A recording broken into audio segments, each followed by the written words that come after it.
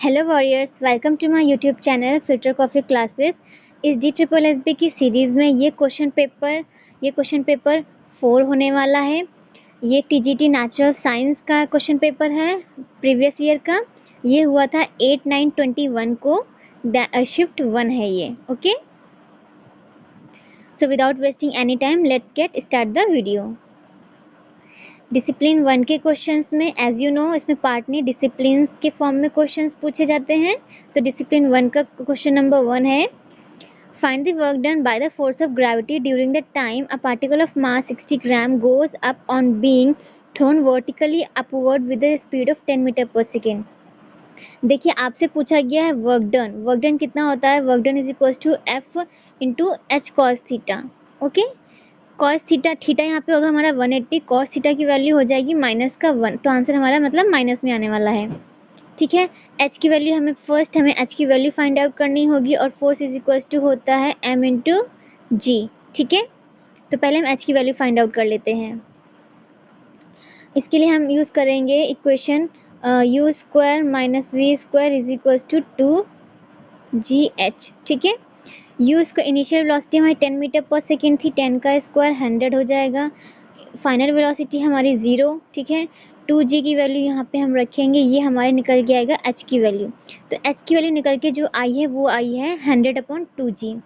इसे हम पुट करेंगे वर्क डन के फॉर्मूले में, m इंटू जी इंटू एच की वैल्यू निकली थी हमारी 100/2g, कॉस 180 की वैल्यू -1, m की वैल्यू यहाँ पे हम 60 पुट करेंगे, ग्राम में है केजी में कन्वर्ट कर लेंगे अपॉन 1000। ठीक है, जी से जी कैंसिल, 30 से ये सब कैंसिल हो गया हमारा, ये 2 ये 3, आंसर आ गया हमारा -3 जूल। कितना?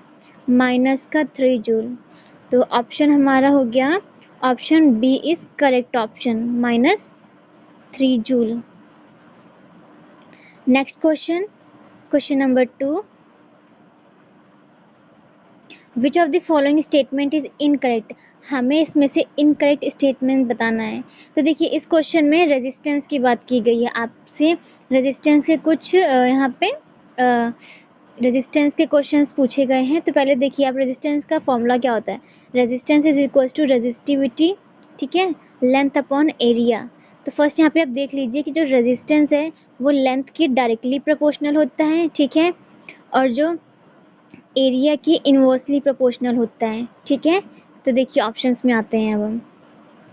देखिए, एक यहाँ पे दिया गया है, फर्स्ट है the resistance of wire is constant for a given wire. ठीक है, second option the resistance of the wire is directly proportional to length of length. ठीक है, यहाँ पे पूरा लेंथ के डायरेक्टली प्रोपोर्शनल होता है, तो ट्रू हाँ होता है। The resistance of a wire can never be negative, yes ये स्टेटमेंट करेक्ट है। किसी भी वायर का, किसी भी मटेरियल का रेजिस्टेंस 0 नहीं हो सकता है। ठीक है, सॉरी नेगेटिव नहीं हो सकता है। ठीक है, यहाँ पे नेगेटिव की बात की गई ना, तो नेगेटिव नहीं हो सकता है। डी ऑप्शन है the resistance of wire is directly proportional to cross sectional area of the wire. No, हमने अभी क्या देखा था फॉर्मूले के अकॉर्डिंग, रेजिस्टेंस एरिया के इनवर्सली प्रोपोर्शनल था। कैसा था? इनवर्सली प्रोपोर्शनल था ये। तो आंसर हमारा इनकरेक्ट हमसे पूछा गया है, तो इसके अकॉर्डिंग आंसर हमारा डी करेक्ट आंसर हो गया। ठीक है, देखिए जो रेजिस्टेंस होता है वो वायर्स के लिए कांस्टेंट होता है। ठीक है, ये नेगेटिव नहीं हो सकता है, लेंथ के डायरेक्टली प्रोपोर्शनल होता है, और क्रॉस सेक्शनल एरिया यानी कि एरिया जो हमारा होता है उसके इन्वर्सली प्रोपोर्शनल होता है। ये हो गया पूरा रेजिस्टेंस के बारे में। क्वेश्चन नंबर 3 पे आते हैं। Dash of an eye contains about 1 million optic nerve fibre. तो 1 मिलियन ऑप्टिक नर्व फाइबर कहाँ होते हैं? वो होते हैं रेटिना में। कहाँ? रेटिना में। देखिए, ये हमारी आई है। ठीक है, जो यहाँ पे जो ये स्पेस होता है, ठीक है, ये जो स्क्रीन जो होती है हमारी यहाँ पे पीछे की तरफ, इसे बोलते हैं रेटिना। ठीक है, यही रेटिना, यहीं पे कोन और रॉड सेल्स प्रेजेंट होती हैं। नेक्स्ट क्वेश्चन नंबर 4,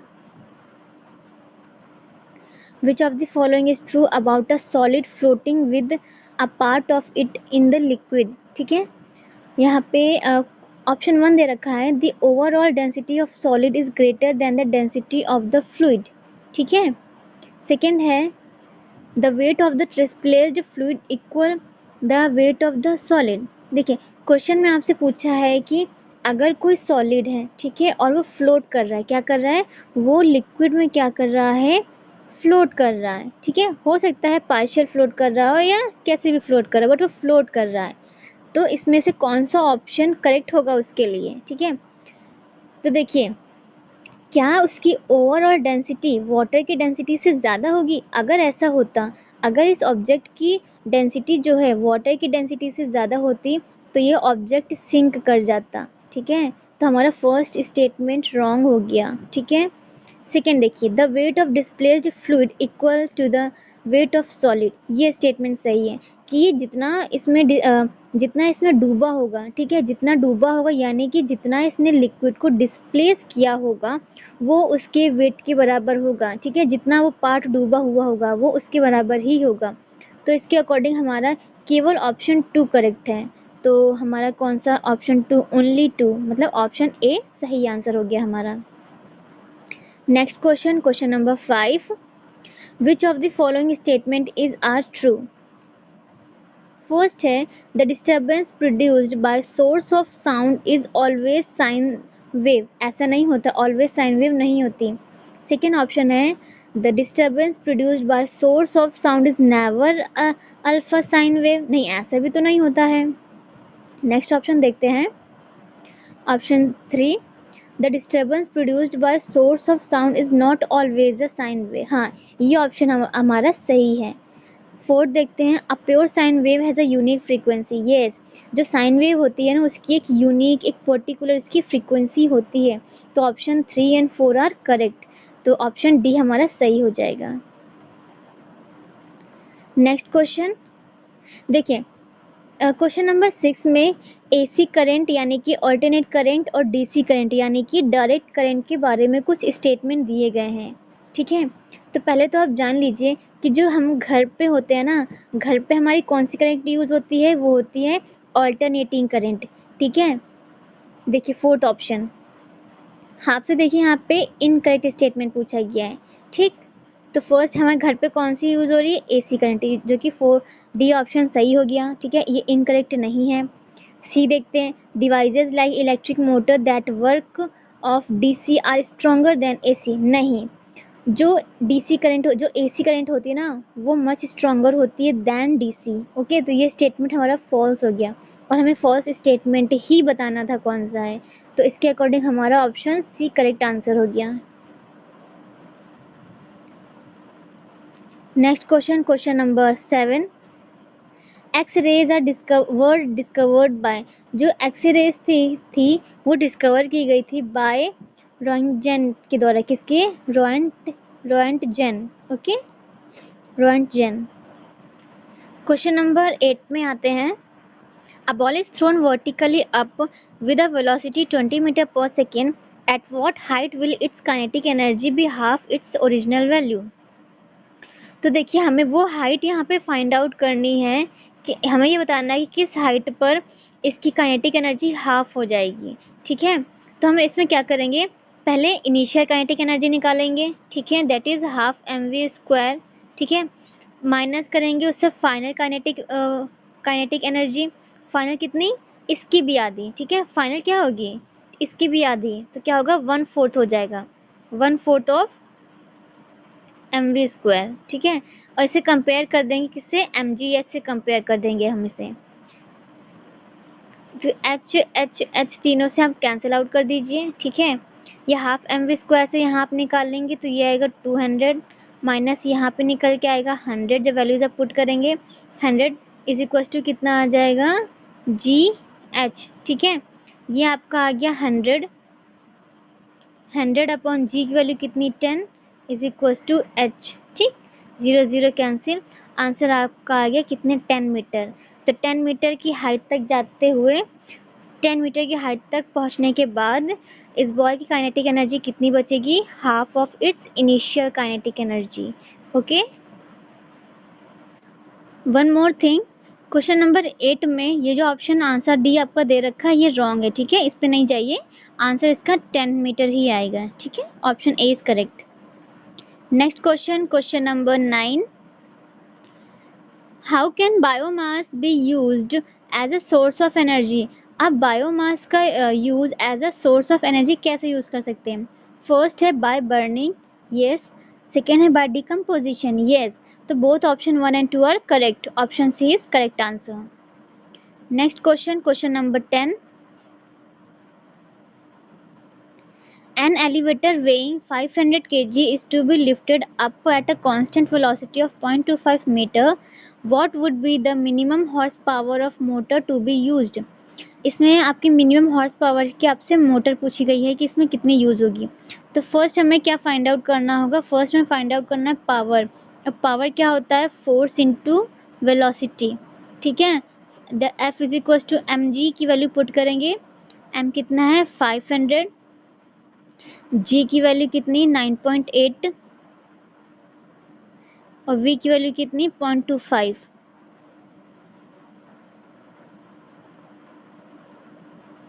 ठीक, 0.25। देखिए हॉर्स पावर में आपसे पूछा गया है ना, ये जितना आंसर आपका निकलेगा ये वॉट में आएगा। तो इसे यहीं पे कितना 746 से जब आप डिवाइड भी कर देंगे तो ये आंसर आपका आ जाएगा हॉर्स पावर में।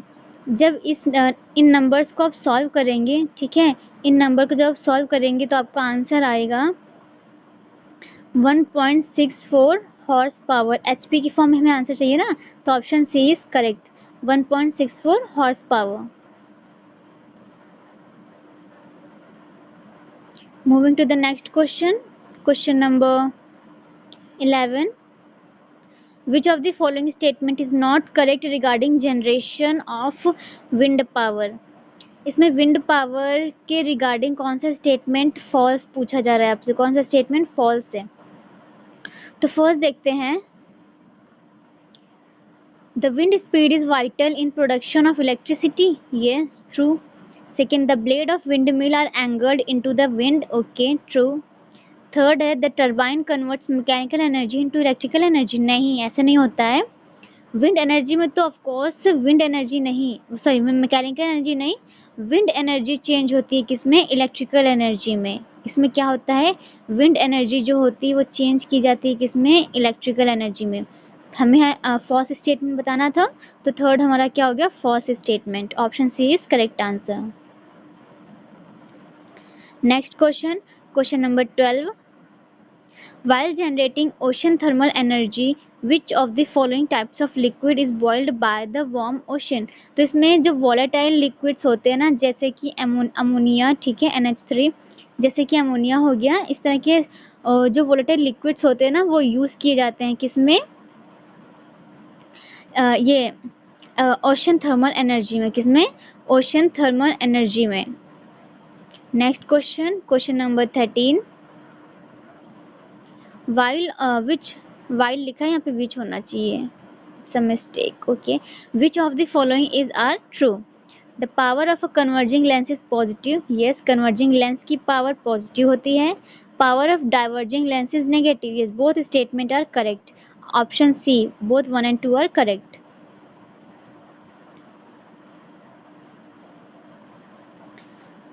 question number 14. Naturally occurring stones which were earlier found to be able to attract iron and nickel like other substances were called, उन्हें बोलते थे lodestones। क्या? lodestones। Option B is correct. Next question, question number 15. In an alpha particle, the experiment of Rutherford, few particles repelled by nucleus of thin gold foil by which law? By law of Coulomb। क्या है? By law of Coulomb। Option D is correct. Next question, question number 16. In which year did Michael Faraday make the discovery of electromagnetic induction? ये इन्होंने बनाया था 1931, year 1931 में। Option A is correct. Next question, a 900 gram solid cube having an edge of length of 10 centimeter floats in water. How much volume of the cube is outside? ठीक है, एक 900 ग्राम का solid cube है, ठीक है, जिसकी as कितनी है? 10 सेंटीमीटर है, वाटर में फ्लोट कर रहा है। आपसे पूछा जा रहा है कि कितना ये जो क्यूब है वो आउटसाइड ऑफ द लिक्विड होगा।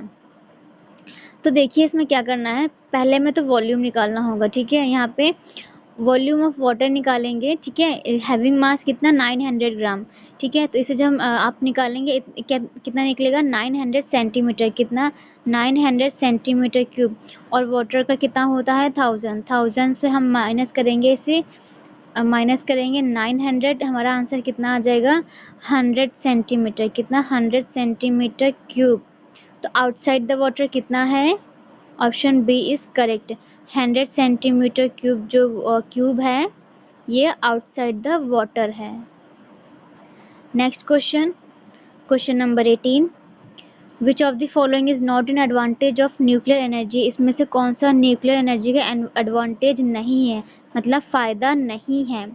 No waste gases are produced when electricity is produced out of nuclear source, ठीक है।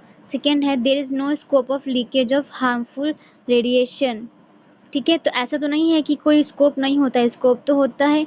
नॉट एन एडवांटेज पूछा गया है ना आपसे, तो ऑप्शन 2 करेक्ट होगा केवल, क्या option 2, only option 2 is correct.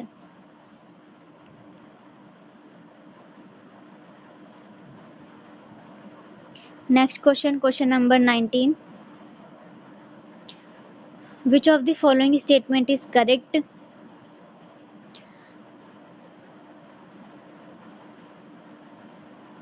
Question number 20, the amount of light entering the eye may be controlled by varying the aperture of the pupil with the help of iris। किसकी help से करते हैं, iris की help से। तो option B is correct answer. Next question, question number 21, which of the following is true। hydrogen ions in HCl are produced in the presence of water। क्या water की presence में hydrogen ions produced होते हैं। तो H plus के form में क्या वो आते हैं, तो हाँ आते हैं। सेकेंड है hydrogen ions can exist alone, नहीं वो अलोन एग्जिस्ट नहीं कर सकते हैं, ठीक है। तो only option 1 is correct, that is option A is correct. Next question, question number 22, non metallic oxides are. जो नॉन मेटेलिक ऑक्साइड्स होते हैं वो कैसे होते हैं, एसिडिक होते हैं, कैसे acidic.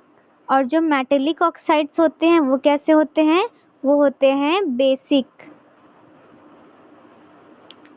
Option C is correct. Next question, question number 23, which of the following statement is false regarding the formation of bonds between oxygen atom। ठीक है, ऑक्सीजन एटम के बीच में जो बॉन्ड्स क्रिएट होते हैं, जो फॉर्म होते हैं, उसके रिगार्डिंग कौन सा स्टेटमेंट फॉल्स है। We see the formation of double bond between two oxygen atoms. Yes, oxygen atoms के बीच में कैसा होता है, डबल बॉन्ड होता है। This is because an atom of oxygen has 4 electrons in its L shell। नहीं 4 electrons नहीं 6 electrons होते हैं, कितने 6 electrons होते हैं उसके आउटर मोस्ट शेल में, ठीक है। तो ओनली ऑप्शन आपसे फॉल्स पूछा गया है, तो ओनली ऑप्शन 2 इज फॉल्स। तो ऑप्शन ए करेक्ट हो जाएगा हमारा, option A is correct. Next question, question number 24, out of the 118 element known to us how many elements are naturally occurring। ठीक है, आपसे पूछ रहा है नेचुरली अकरिंग कितने एलिमेंट्स हैं आपके पास। तो देखिए नेचुरली अकरिंग कितने होते हैं, ठीक है 98, कितने 98 हैं आउट ऑफ 118 में। टोटल कितने एलिमेंट्स हैं 118, जिसमें से 98 नेचुरली अकरिंग है। नेचुरली अकरिंग का मतलब क्या है कि वो अर्थ क्रस्ट में है या फिर ओशन में प्रेजेंट है, ठीक। तो नियर अबाउट आंसर कौन सा है 94, तो ऑप्शन बी पे हम टिक कर देंगे, ठीक। और देखिए उनमें से क्या है, ठीक है 89 मेटल्स, क्या 89 क्या है, 89 आपके पास मेटल्स हैं, ठीक है। 32 आपके एम यानी कि नॉन मेटल्स हैं, और 7 आपके क्या है मेटलॉइड्स हैं, कितने 7 मेटलॉइड्स हैं, 89, 32 and 7। Next question, question number 25, in order to attain an octet each nitrogen atom in a molecule of nitrogen contributes, वो कितने एटम्स को या इलेक्ट्रॉन्स को कंट्रीब्यूट करता है, तो 3, कितना 3 electrons giving rising to 3 pairs of bond. ठीक है, ऑप्शन 1 इज करेक्ट। नाइट्रोजन के बीच में ट्रिपल बॉन्ड होता है, यस करेक्ट, तो option 1 is correct. Next question, question number 26, which of the following correct, इसमें से कौन सा स्टेटमेंट करेक्ट है। Most non metals produce basic oxides, नहीं देखिए नॉन मैटर्स के कैसे बनते हैं, एसिडिक, कैसे एसिडिक अभी बताया था मैंने, और मैटर्स के कैसे बनते हैं, बेसिक, कैसे बेसिक, तो दोनों ऑप्शन हमारे यहाँ पे रॉन्ग हो गए। आपसे पूछा क्या गया करेक्ट ऑप्शन, तो neither 1 and neither 2, option A is correct. Next question, question number 27, which of the following is the maximum acceleration of the bus in which a box lying on its floor will remain stationary given that the coefficient of static friction between the box and the bus floor is 0.14। ठीक है, आपसे पूछ रहा है कि maximum acceleration क्या होगा, ठीक है, कि जो बॉक्स है वो स्टेशनरी रहे। ठीक है, स्टेशनरी कब रहेगा, जब उसके ऊपर लगने वाला फोर्स स्टैटिक फ्रिक्शनल फोर्स के इक्वल हो जाए, क्या हो जाए, इक्वल हो जाए। तो देखिए यहाँ पे जब जो फ्रिक्शनल फोर्स है जब इक्वल हो जाएगा, that is mu S M G equal हो जाएगा, तो ठीक है यहाँ पे जब वैल्यू आप पुट करेंगे तो ये आ जाएगा 0.14 into M into 10, that is 1.4 metre per second, कितना 1.4 metre per second, option B is correct answer. Next question, question number 28, a batsman hit back a ball straight in the direction of the bowler without changing its direction, without changing its initial speed of 10 meter per second if the mass of the ball, देखिए impulse होता क्या है, impulse होता है force into change into time, and force क्या होता है m into ए, मास हमें गिवन है कितना 0.12 kg। ठीक है, एक्सीलरेशन हमें निकालना है। ठीक, तो एक्सीलरेशन के लिए हम क्या करेंगे, acceleration is equals to change in velocity, पहले कितनी थी, इनिशियल कितनी थी 10, ठीक है, फाइनल 0। ठीक, तो 10 ऊपर आ जाएगा, टाइम कितना है पर सेकेंड की बात हो रही है तो 1 रखेंगे हम, एक्सीलरेशन हमारे निकल के आया 10 मीटर पर सेकेंड। ठीक है, 10 मीटर पर सेकेंड। अब देखिए यहाँ पे ए की वैल्यू हमें निकल आई, अब इम्पल्स में हम वैल्यूज यहाँ पुट करेंगे। ठीक है, I is equal to M A, पहले एम की वैल्यू 0.12, एक्सीलरेशन कितना निकला 10, चेंज इन टाइम, अब देखिए चेंज इन टाइम 1 सेकेंड जाने में लगा और 1 सेकेंड आने में, तो कितना हो गया 2, क्योंकि देखिए लीनियर मोशन है ना इसलिए 2 रखेंगे इसमें। ठीक है, तो 12 इंटू 2 24 आया हमारा यहाँ पे। ठीक है, 240 आंसर, और 2 के बाद यहाँ पे 0 प्लेस करेंगे, 2 के बाद 0 प्लेस किया, आंसर कितना आ गया, option D is correct, 2.4 Newton second. ठीक है, next question, question number 25, heating a china dish containing copper powder makes the copper powder become coated with a black substance, और वो black substance क्या होगा, copper का oxide CuO। Okay, copper oxide. देखिए जब China dish आप लेते हैं उसमें कॉपर पाउडर डालिए और उसे हीट करिए, तो ठीक है वहाँ क्या होता है, कोटिंग हो जाती है किस चीज़ की, कॉपर ऑक्साइड की, वो ब्लैक कलर की होती है। Next question, question number 30, Which of the following statement is true regarding the phenomenon known as mirage? Mirage के रिगार्डिंग इसमें से आपको कौन सा फिनोमिना सही है आपको वो बताना है। ठीक है, फर्स्ट है लाइट फ्रॉम, आपको ट्रू बताना है। ओके, देखिए मिराज होता क्यों है, पहले तो TIR की वजह से, टोटल इंटरनल रिफ्लेक्शन की वजह से होता है। ठीक, तो आइए ऑप्शन में देखते हैं।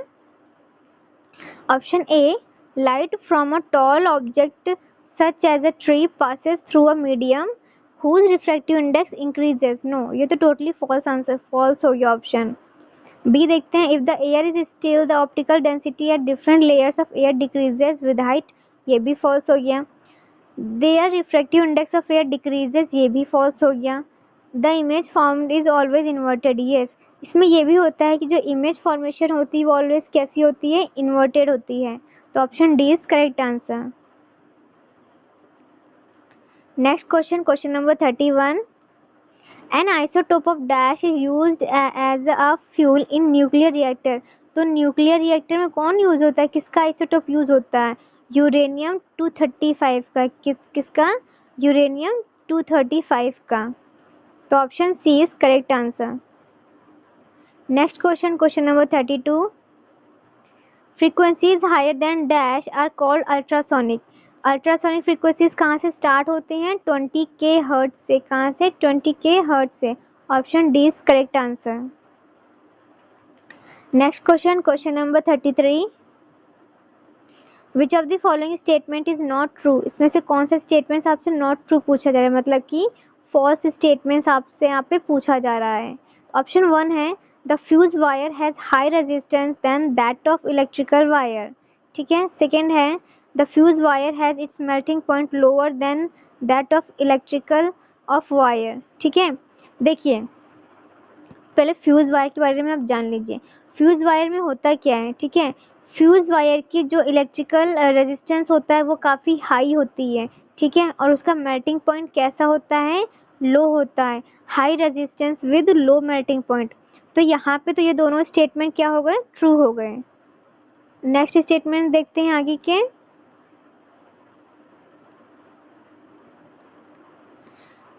The fuse wire is connected to the main source in parallel. नहीं, ये सीरीज में कनेक्ट किया जाता है। कैसे, ये इसका कनेक्शन सीरीज में होता है। ओके, तो ऑप्शन सी हमारा फॉल्स स्टेटमेंट हो गया। ठीक। एंड फोर्थ है, a piece of wire made of lead and thin alloy is used to making fuse. ठीक है। फ्यूज वायर किस चीज़ का बना होता है, लेड एंड टिन एलॉय। किसका, lead and tin. Okay, lead and tin alloy का। Next question, question number 34, where can we find methanoic acid in nature. आप नेचर में मेथेनोइक एसिड या फिर जिसको फॉर्मिक एसिड भी बोलते हैं, कहाँ आप पा सकते हैं, वो एंट स्टिंग में। ठीक है, जो चींटी आपको काट लेती है ना, तो वो फॉर्मिक एसिड ही आपको इंजेक्ट करती है। ठीक है, तो option A is correct answer. Next question, question number 35, which of the following is a non metal that can exist in different forms. इसमें से कौन सा जो नॉन मेटल है जो डिफरेंट फॉर्म में एग्जिस्ट करता है, तो ऑफकोर्स वो कौन है, कार्बन है। Option B is correct. Next question, question number 36, the field lines inside the solenoid are in the form of.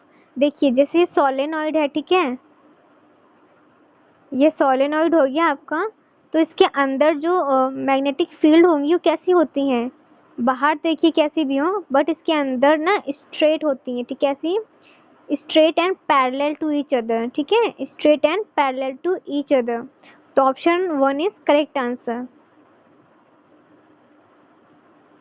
Question number 37, two different atoms और groups of atoms are exchanged in. देखिए, two different atoms या फिर group of atoms कब exchange होते हैं, जब double displacement होती है। कब, डबल डिस्प्लेसमेंट, यानी कि option C is correct answer. Next question, आपसे पूछा जा रहा है कि ओजोन में कितने मॉलिक्यूल होते हैं ऑक्सीजन के। तो ओजोन का फॉर्मूला क्या होता है, O3। तो कितने मॉलिक्यूल हो गए, 3 है, 3 molecules. Option C is correct. Next question, which among the following is a poor conductor of heat. इसमें से हीट का पुअर कंडक्टर कौन सा है, तो of course mercury is a poor conductor of heat. Okay, option D is correct. Next question, question number 40, which of the following is an example of. देखिए, weak base क्या होता है, वीक बेस वो होते हैं जो वाटर में कम्प्लीटली डिसोसिएट नहीं हो पाते हैं। ठीक है, तो उसका आंसर क्या है, अमोनियम हाइड्रोक्साइड। ठीक है, इसका के बी लो होता है, दैट्स वाई ये वाटर में कम्प्लीटली आयोनाइज नहीं हो पाता है। Next question, question number 41, choose the correct arrangement of the following substances in decreasing order of force of attraction. देखिए फोर्स ऑफ अट्रैक्शन के अकॉर्डिंग इन्हें अरेंज करना है। तो सबसे ज़्यादा फोर्स ऑफ अट्रैक्शन किस में होता है? सॉलिड में। तो सॉलिड कहाँ पे? Wood, then liquid that is milk, then gas that is hydrogen. तो option A is correct answer. Very easy question. Question number 42।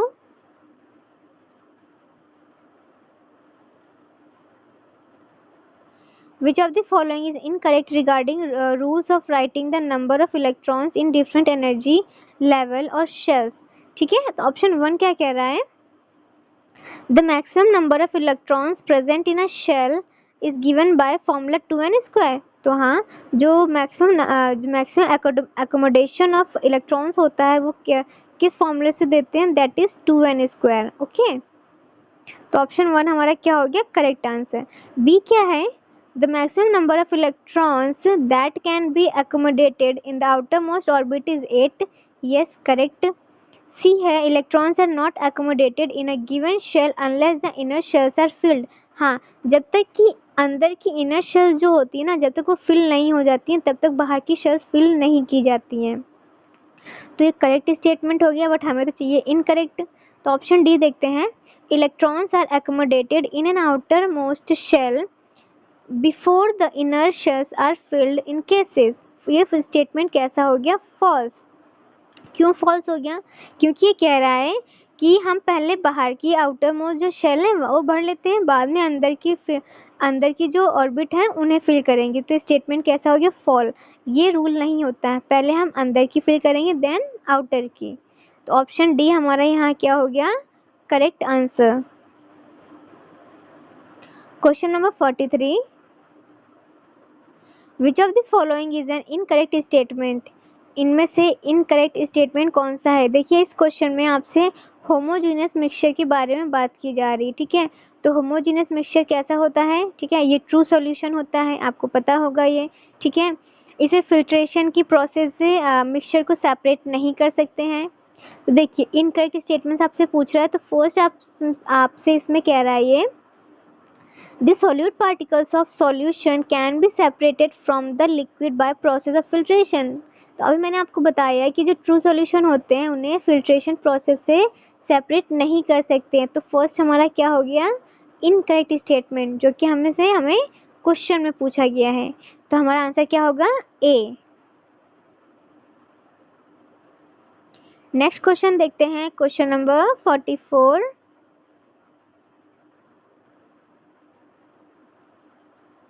Which of the following is incorrect? इसमें से इनकरेक्ट स्टेटमेंट कौन सा है?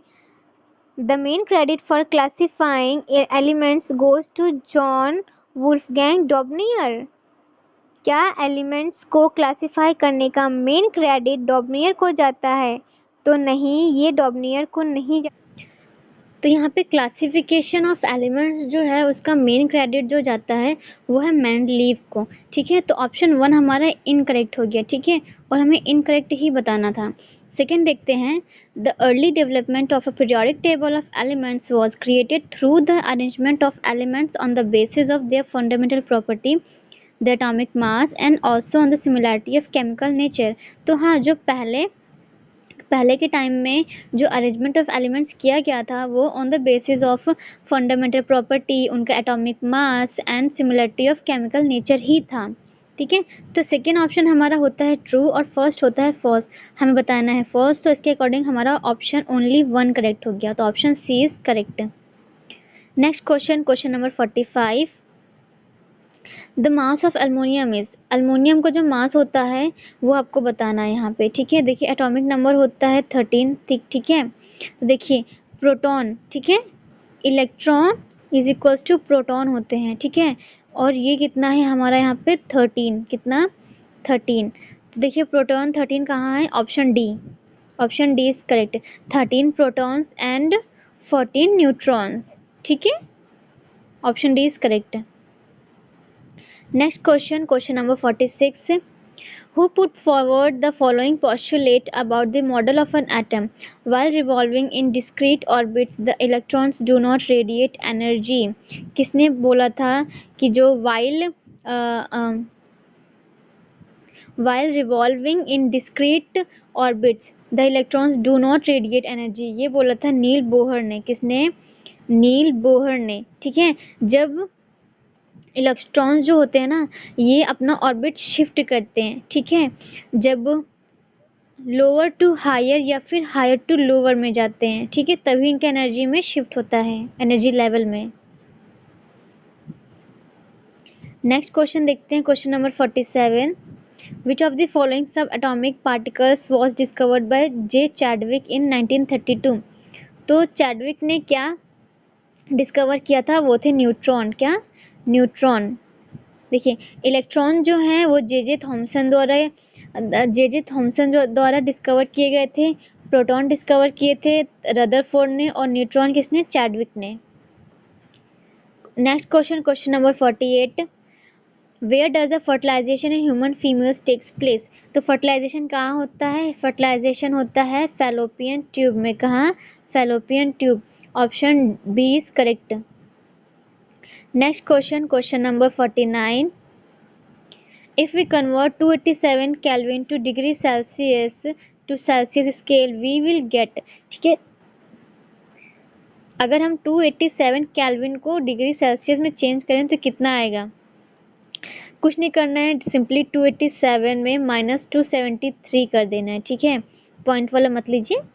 तो ये आ जाएगा अप्रोक्स 13-14 आ जाएगा। तो अप्रोक्स कितना आ जाएगा हमारा? 14। आंसर कितना? 14। 39.85 आएगा, दैट इज नियरली 14 आ जाएगा। Option B is correct. Next question, question number 50। Which of the following contraceptive method interfere with ovulation and prevent release of ova from the ovaries.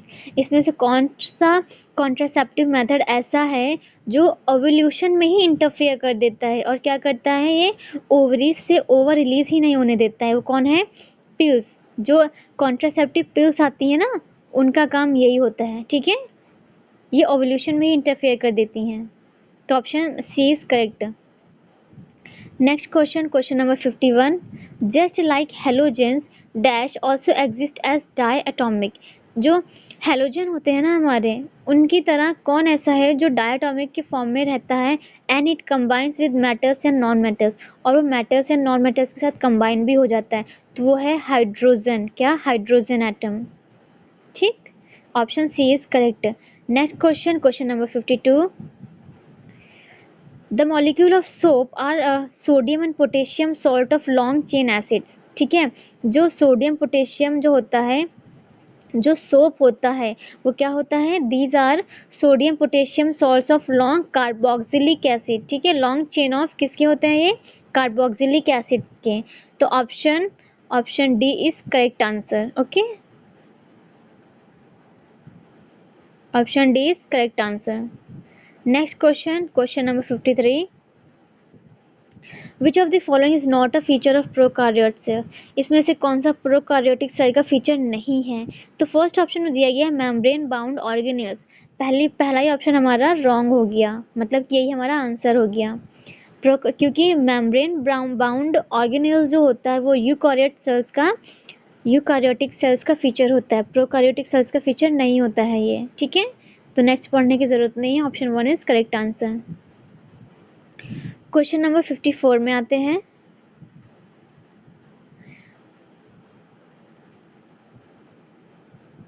Dash property of soap interact with water. ठीक है, soap की ऐसी कौन सी property होती है जो water loving होती है? ठीक है, लविंग, देखिए, जो जब वाटर लविंग हो तो वो हाइड्रोफिलिक है। क्या? हाइड्रोफिलिक। ठीक है, ऑप्शन देखिए हमारा कौन सा हो जाएगा? Option D. ठीक है, ऑप्शन डी। और सेकंड पूछा गया था आपसे ये dash property interact with hydrocarbons, तो ये हाइड्रोफोबिक हो जाएगी। ठीक, हाइड्रोफोबिक। नेक्स्ट देखते हैं option question 55। Which of the following is correct? Carbon is a tetravalent because it has 4 valence electron, तो ये सही है ऑप्शन। सेकेंड ऑप्शन देखते हैं, covalently bonded molecules are seen to have weak bonds within the molecules but intermolecular forces are strong. नहीं, जो covalent bond होते हैं वो स्ट्रॉन्ग होते हैं, ठीक है, वो स्ट्रॉन्ग होते हैं in compare to intermolecular forces, ठीक है, इंटरमॉलिक्यूलर फोर्सेज से काफ़ी स्ट्रॉन्ग होते हैं ये। तो ऑप्शन बी हमारा रॉन्ग हो जाएगा। हमसे पूछा गया है करेक्ट, तो option 1 is correct, only 1 is correct, option B is correct. Next question 56, which of the following are known as suicide bag. तो सुसाइड बैग किसे बोलते हैं? लाइजोसोम्स को, ठीक है। Next question, question number 57, which of the following concluded by Rutherford from the alpha particle scattering experiment। इसमें से कौन सा नॉट बीन कंक्लूडेड, ठीक है। तो 3 ऐसे होंगे जो रदरफोर्ड ने बोले होंगे और एक ऐसा होगा जिसके बारे में रदरफोर्ड ने कोई बात नहीं की होगी, ठीक है। ऑप्शन देख लेते हैं। ए है एटम इज इनविजिबल एंड इंडेस्ट्रक्टिबल, ऐसा कुछ तो रदरफोर्ड नहीं बोला था, तो फर्स्ट ऑप्शन ही हमारा करेक्ट आंसर हो गया। बाकी देख लेते हैं। Most of the space inside the atom is empty, हाँ ये रदरफोर्ड ने बोला है। The positive charge of atom occupies very little space, ये भी सही है। All the positive charge and mass of the atom were concentrated in a very small volume with in the atom, yes. ये तीनों जो बातें हैं ये रदरफोर्ड के पोस्टुलेट में हैं, बट एटम्स का इनविजिबल होना या इंडेस्ट्रक्टिबल होना ऐसा कुछ भी उन्होंने नहीं बोला था। तो option 1 is correct.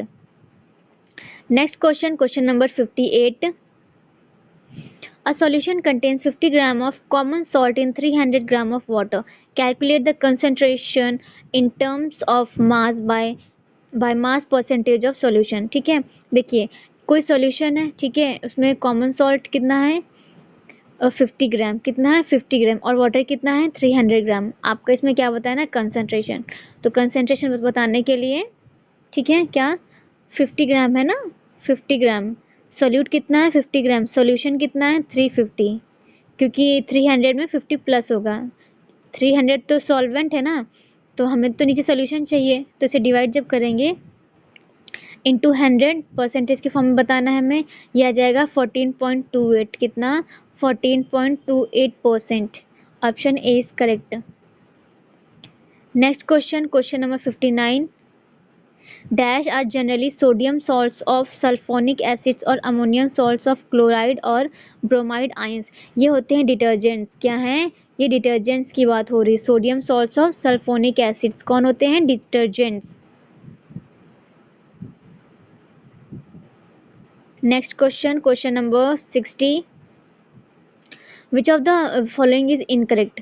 Stoppage of menstruation at the age of usually कितनी होती है 45 to 55 ईयर्स होती है, इसे क्या बोलते हैं मीनोपॉज, करेक्ट है ये तो। A girl is born with fix number of ओवा, हाँ जब एक गर्ल पैदा होती है तो जिसमें ओवा होते हैं, नंबर ऑफ ओवा होता है वो फिक्स होता है, करेक्ट ऑप्शन है ये। The first menstrual bleeding is called menarche, yes ये भी सही है। Option D, a pair of ova are shed alternatively from each ovary every month, तो पेयर ऑफ ओवर नहीं सिंगल ओवर रिलीज होता है, और ये ठीक है ऑल्टरनेट एवरी मंथ नहीं ऑल्टरनेट मंथ में, ठीक है, सिंगल ओवर रिलीज होता है, पेयर में नहीं रिलीज होता है। तो ऑप्शन डी हमारा करेक्ट आंसर हो गया। नेक्स्ट क्वेश्चन देखते हैं, question number 61, which of the following is the largest source of nitrogen. इसमें से नाइट्रोजन का लार्जेस्ट सोर्स कहाँ है? वो है एटमॉस्फेरिक नाइट्रोजन। कहाँ? एटमॉस्फेरिक नाइट्रोजन में है वो, ठीक है, इसे ऐसे याद रखिए NOC, ठीक है। नाइट्रोजन कितना होता है? लगभग 78 to 79%, ठीक है। ऑक्सीजन कितना होता है? 21%, ठीक है, और carbon 0.03%। Question number 62, which of the following is a protein energy mall nutrition, ठीक है, प्रोटीन की कमी से इसमें से कौन सा है डिजीज है? तो फर्स्ट है मैरिशमस, ठीक है, मैरिशमस, एंड एक और होती है क्वाशिकोर, ठीक है, ये दोनों ही प्रोटीन डिफिशियंसी की वजह से डिजीज हो जाती हैं। नेक्स्ट क्वेश्चन है 63, which of the following meninges of the human brain forms the thin delicate middle layer giving a web like appearance, ठीक है। देखिए 3 लेयर होती हैं ब्रेन में, ठीक है, 1 2 3, इसे ऐसे याद रखिए, PA डी, ठीक है, पैड, ठीक है। सबसे अंदर जो होती है वो है पायामीटर, ठीक है, सेंटर में होती है अरेक्विनॉइड और लास्ट में होती है ड्यूरामीटर, ठीक है। आपसे यहाँ पे कौन सी पूछी है, आपसे कौन सी पूछी है, यहाँ पे मिडल लेयर पूछी है, तो मिडिल कौन सी है हमारी, arachnoid. Option D is correct answer. Next question, question number 64,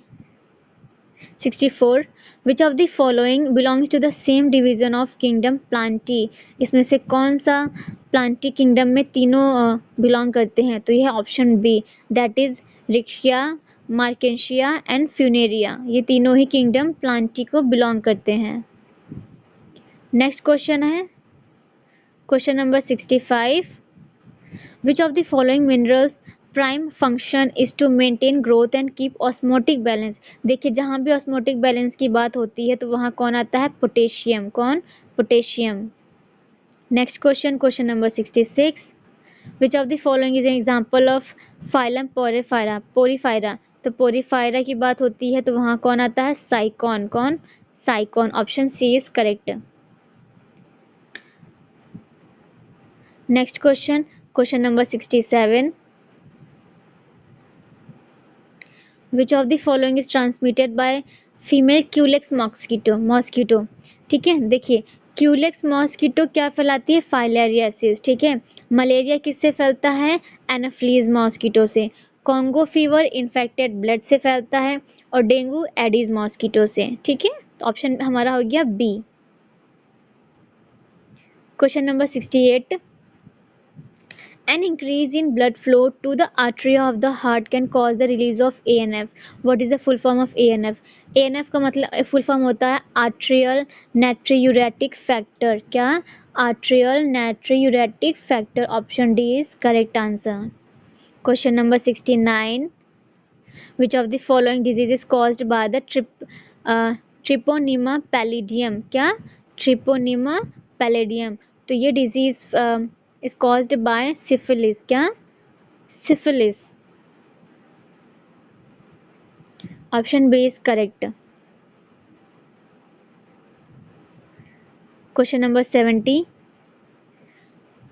a minute vessel of peritubular capillaries network runs parallel to the Henle's loop। तो जो हैनलेज लूप के वो हैनलेज लूप के साथ में जो कैपिलरी रन करती है किस शेप में होती है, यू शेप में। कौन से शेप में, यू शेप में। तो option B is correct. Next question है question number 71, the movement of nutrients in a cyclic manner in the environment constitutes which of the following. जो हमारे इन्वायरमेंट में न्यूट्रिएंट्स की जो साइकिल होती है ना, वो से क्या बोलते हैं, मतलब किस फॉर्म में होती है, वो होती है बायोजियोकेमिकल साइकिल बोलते हैं। क्या बोलते हैं, बायोजियोकेमिकल। बायोजियोकेमिकल मतलब जिसमें अब बायोटिक फैक्टर, एबायोटिक फैक्टर दोनों ही उसमें रोल अपना अपना रोल प्ले करते हो, ठीक है। तो option A is correct. Question number 72, what percent does oxygen contributes in the composition of air, ठीक है। तो अब अप्रोक्स 20%, कितना, 20%। Option A is correct. Question number 73, a normal human being on an average breathes how many times a day। एक normal इंसान एक दिन में कितनी बार सांस लेता है, तो वो है, देखिए एक मिनट में लगभग 12 से 15 बार सांस लेता है। कितना, लगभग 12 से 15 बार सांस लेता है वो। तो एक दिन में कितनी बार हो जाएगा, इसे हम मल्टीप्लाई करेंगे 24 आवर, ठीक है, 60 मिनट्स। तो कितना आ जाएगा ये 220, कितनी बार, 22,000, कितना, 22,000 टाइम्स इन अ डे। कितने times, 22,000 in a day. Question number 74, which of the following belong to Eukarya domain of classification. इसमें से कौन सा यूकार्या डोमेन ऑफ क्लासिफिकेशन में बिलोंग करता है, वो है एंटामीबा। कौन, Entamoeba Eukarya domain of classification को बिलोंग करता है। नेक्स्ट क्वेश्चन है question number 75, consider the following statement about a kingdom. देखिए यहाँ पे किसी किंगडम की बात हो रही है और आपसे पूछा जा रहा है कि वो किंगडम कौन सा है। उस किंगडम के यहाँ पे आपको कुछ फीचर दिए गए हैं। फर्स्ट है इट इंक्लूड्स मल्टीसेलुलर और मैनी सेल्ड ऑर्गेनिजम्स। ये जो है ये मल्टीसेलुलर है। तो देखिए फर्स्ट ऑप्शन से आप आंसर निकाल सकते हैं। यहाँ पे देखिए मल्टीसेलुलर आपसे पूछा है ना, अमीबा तो सिंगल सेल होता है, माइकोबैक्टीरियम भी सिंगल होता है, क्लोमैडोमोनास भी सिंगल होती है। तो ऑप्शन सी आपका करेक्ट आंसर हो जाएगा mushroom. Question number 76। Question number 76, which of the following statement is correct? 31 pairs of spinal nerves emerge from the spinal cord। तो yes, ये statement true है। सेकेंड है the function of sympathetic and parasympathetic nervous system are complementary to each other. तो yes, जो सिंपैथेटिक and parasympathetic nervous सिस्टम है ये दोनों कॉम्प्लीमेंट्री टू ईच अदर होते हैं। Means both 1 and 2 options are correct. Okay, moving to the next question, question number 77, which what is the name of the insulating fatty sheet that covers the axon of most neurons? उसे बोलते हैं न्यूरिलेमा। क्या? that is called न्यूरिलेमा, जो क्या insulating fatty layer का काम करता है। ठीक है, तो option 1 is correct. Next question, question number 78, how many chromosomes are there in a sperm and an ovum or an egg of human being? तो कितने होते हैं? 23 pairs of chromosomes present होते हैं। Okay, option B is correct. Next question, question number 79,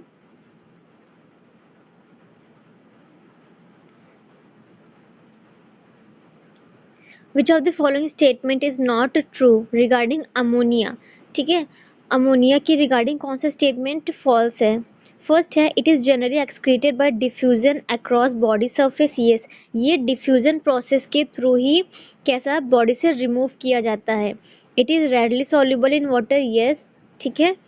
सी है kidney plays a significant role in its removal. No, kidney का कोई role नहीं होता है, ये इसके रिमूवल के लिए क्या होता है?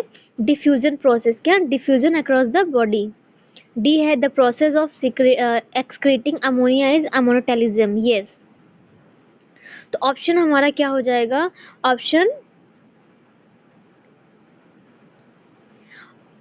Option C is correct answer. Next question, question number 80, which of the following used as oxidant in rocket to burn the fuel? इसमें यूज होता है क्या? Liquid oxygen. ऑक्सीजन, ठीक है, लिक्विड फॉर्म में यूज होता है। Okay, option C is correct. Next question, question number 81, the hardness of water is due to presence of salts of which of the following? देखिए water में hardness जो होती है ना, 2 टाइप्स ऑफ हार्डनेस प्रेजेंट होती है। देखिए यहाँ पे, ठीक है, 2 टाइप्स ऑफ हार्डनेस प्रेजेंट होती है। एक होती है परमानेंट हार्डनेस, एक होती है टेम्परेरी। जो टेम्परेरी होती है ना, इसमें क्या होता है, जो कैल्शियम मैग्नीशियम है इसके ही कार्बोनेट्स या बाइकार्बोनेट्स प्रेजेंट होते हैं। तो इसे सिंपली आप हीट करिए तो ये रिमूव हो जाती है हार्डनेस।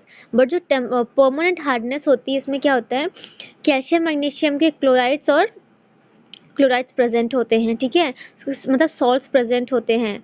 अब ये सॉल्ट्स कैसे रिमूव होते हैं? By adding washing soda. कैसे? By adding treating with washing soda. तो ऑप्शन हमारा option C is correct answer.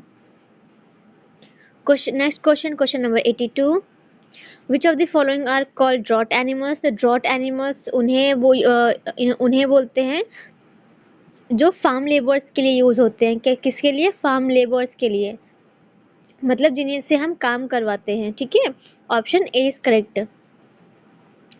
Next question, question number 83, which of the following is example of weed? इसमें से कौन सा वीड का एग्जाम्पल है? तो कॉमन एग्जाम्पल एक है हमारा कैरेट ग्रास, जिसे कॉन्ग्रेस ग्रास भी कहा जाता है। तो option D is correct answer. Next question है question number 84, the main layer of atmosphere from the surface up to earth 10 kilometre is called? देखिए सरफेस से 10 किलोमीटर तक कौन सी होती है? ट्रोपोस्फेयर। कौन सी? ट्रोपोस्फेयर। देन इसके ऊपर होती है स्ट्रेटोस्फेयर। सबसे नीचे होती है ट्रोपोस्फेयर 10 किलोमीटर तक। ठीक है, फिर होती है स्ट्रेटोस्फेयर, ठीक है, 50 किलोमीटर तक, और फिर आती है मेसोस्फेयर। कितना? अप्रॉक्स 85 किलोमीटर तक। उसके ऊपर आती है थर्मोस्फेयर, वो होती लगभग 900 किलोमीटर। ठीक है, तो इसका आंसर क्या हो जाएगा? Option A is correct. Next question, question number 85। The excessive use of fertilizers and pesticides in agriculture has led to which of the following phenomenon? देखिए, एग्रीकल्चर फील्ड में एक्सेसिव फर्टिलाइजर और पेस्टिसाइड्स का use होने की वजह से क्या increase हो रहा है? क्या हो रहा है? यूट्रोफिकेशन। क्या? यूट्रोफिकेशन। ठीक है। फोटोकेमिकल स्मोक से कोई लेना देना नहीं है, इसमें डिकेंटेशन का कोई लेना देना नहीं है। ठीक है, तो option only one is correct. Next question, question number 86। Henry's law is not applicable if. देखिए, हेनरी का लॉ जो है वो कब एप्लीकेबल नहीं होगा? ठीक है, फर्स्ट है temperature is high, pressure of the gas is high, gas does not react with solvent, the gas does not undergo dissociation or association। देखिए, जो डी ऑप्शन है ये हमारा करेक्ट हो जाएगा। ठीक है, अगर गैस डिसोसिएट या एसोसिएट नहीं हो रही है तब हमारा हेनरी लॉ एप्लीकेबल नहीं होगा। ठीक है, option D is correct answer. Next question है question number 87। Which of the following is a micronutrients? Micronutrients of course iron answer हो जाएगा, option B. Next question, question number 88। The soda lime process to convert hard water into soft water is also known as, इसे बोलते हैं Clark method. क्या? That is also called as Clark method. Option D is correct answer. Next question है question number 89। Which of the following is not a domestic source of soil pollution?